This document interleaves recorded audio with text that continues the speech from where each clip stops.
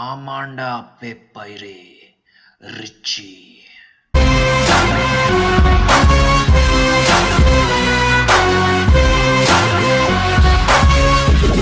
Hello everyone, welcome back to my channel. Today we're going to do the review of Richie while also comparing it to Ulidavru Kandante, which is the original Kannada movie from which Richie has been remade.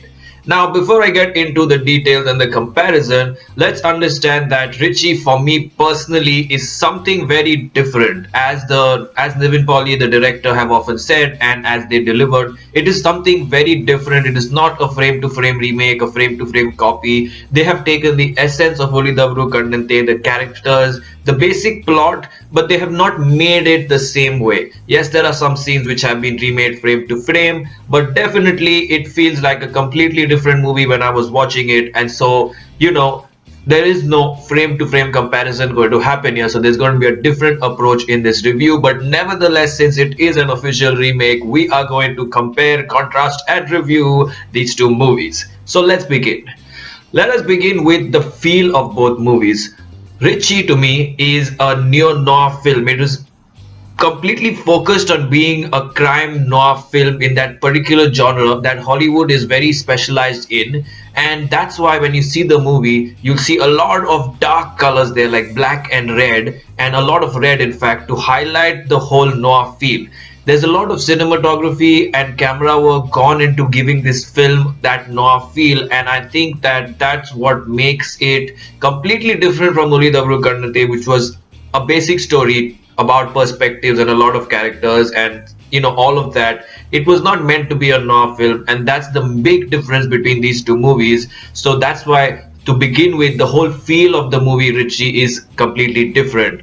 Secondly, Richie focuses on the character Richie rather than on what happened. It is more about Richie himself and gets into more details of that particular character, which was played by Rakshit Shetty. And so this movie takes a much closer look to the characters that it's dealing with as compared to Uli Dabru Kandate, which, on the other hand, while also being focused on the characters, was also about a comprehensive story, a complete story, something very elaborate, detailed, well written, all of that component, whereas here is focused on three characters and it's mostly about the characters more than the plot itself. That's what it felt to me.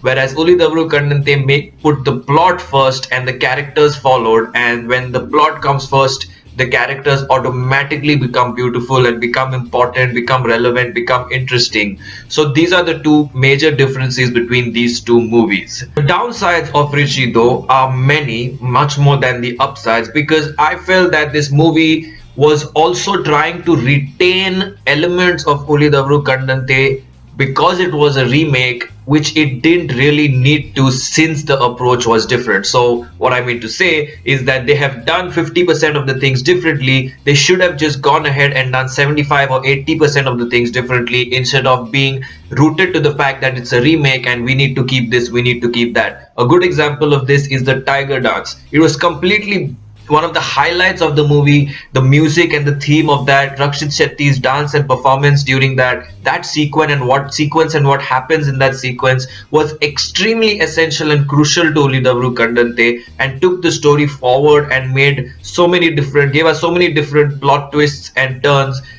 That aspect was relevant in Uli Dabru Kandante, whereas here it is just thrown in very randomly with absolutely not a huge connection. And as I said, since it's a remake, they've taken of course they've taken plot points and what happens, but it was not at all required. So that is just one example of how this movie has retained things to be in a way similar or kind of remake-ish of Uli Dabru Kandante, but it really didn't work for this movie according to me. Uli Dabru Kandante took an approach of going one character at a time, which also Rishi does, but the way the characters were built up and every character delivering an outstanding performance and an outstanding contribution to the story, and how the story built up step by step, taking us in a nice progression, was the beauty of the movie, because you didn't know where the movie was going. You were getting these amazing perspectives from people about what happened, and the movie progressed slowly, steadily to a mind-blowing kind of ending, and it's still one of the best movies in Indian cinema that I have watched.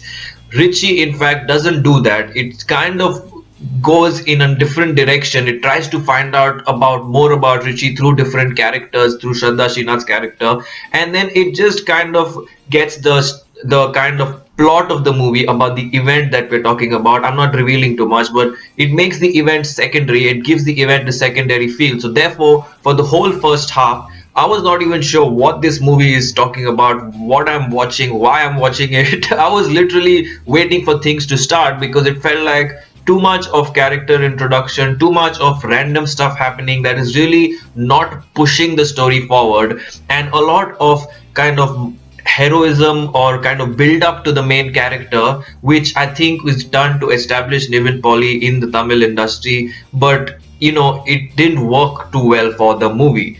The new age kind of storytelling, which is kind of going back and forth and kind of cutting very fast, is very good in Richie, and those are all the technical aspects, including the background score, which I think was the hero of this movie. So I feel that Richie succeeds much more to an extent than Uli Davru Kannante when it comes to new age technical filmmaking.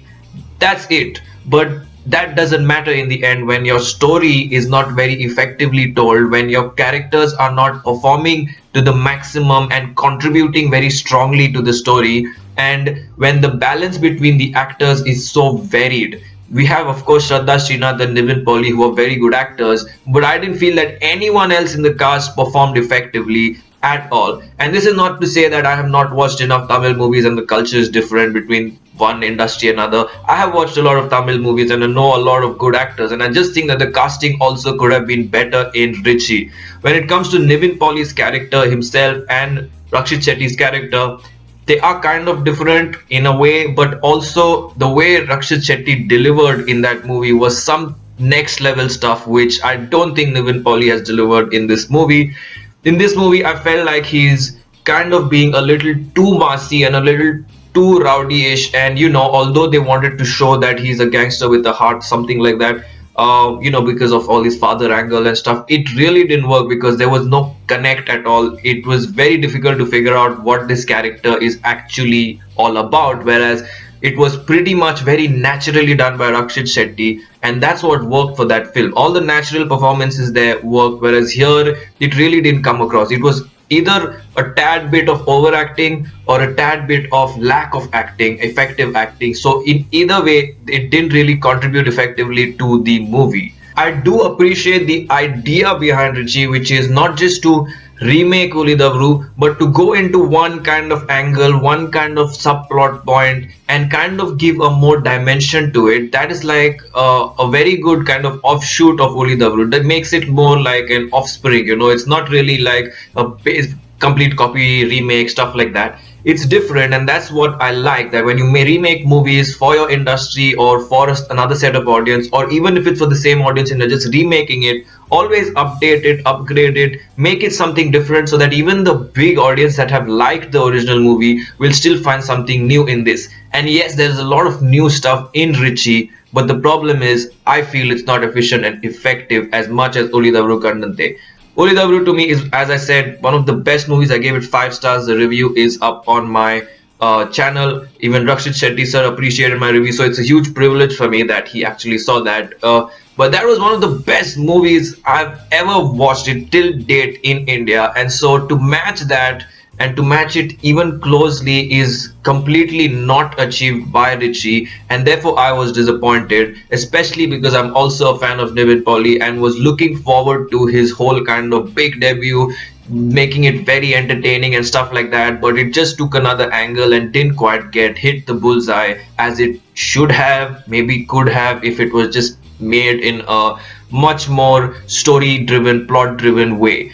Anyway, I'm going with 2 stars for Richie only because of the technical aspects, not because of the acting, the story, or anything of that sort, but all the technical aspects shine, and I think that it's an inspiration to make movies in this genre also. So 2 stars for Richie. I have given 5 stars long back for Uli Davru Kannante. I hope you like this comparison. Like, comment, share, subscribe, and take care.